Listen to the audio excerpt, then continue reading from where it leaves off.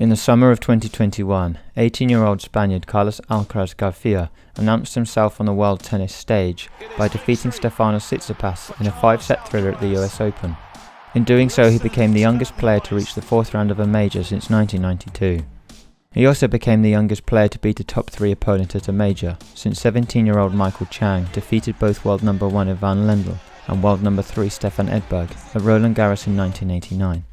Alcaraz has already been hailed by many as Rafael Nadal's successor, and he seized his chance to showcase this on the biggest of stages, dominating Tsitsipas with heavy forehands throughout, hitting 61 winners to the Greek's 47. Many similarities have been drawn between the two Spaniards, the first being how often both players look to use their forehand. During the 2019 US Open, Nadal used his forehand 61% of the time, and during his 2021 run, Alcaraz was posting similar numbers, hitting his forehand 64% of the time. When breaking this down even further, the weight of the forehands are in fact comparable. Both are hit with heavy topspin.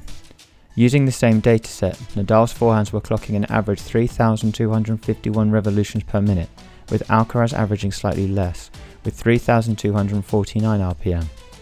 For context, that would have placed them both in the top 5 in 2019. If studied more closely, even the forehand stroke productions are similar. Many believe that Nadal grips the racket with a full western, with his index knuckle resting on the 5th bevel of the grip.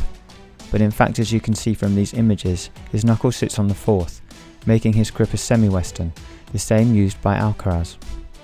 What's unique about the pair's forehand stroke production is that both players, despite their grip, strive to strike the ball with a straightened arm.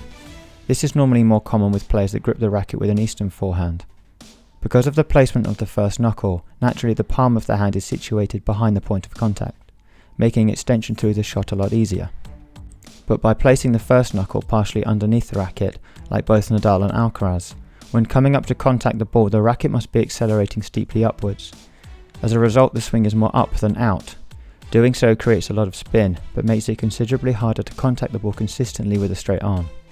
As a result, many players therefore naturally contact the ball with a bent elbow, making both Alcaraz and Nadal outliers in this regard.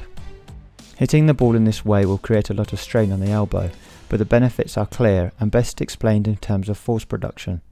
Contacting the ball at the point where it's furthest from its axis of rotation allows for maximum acceleration.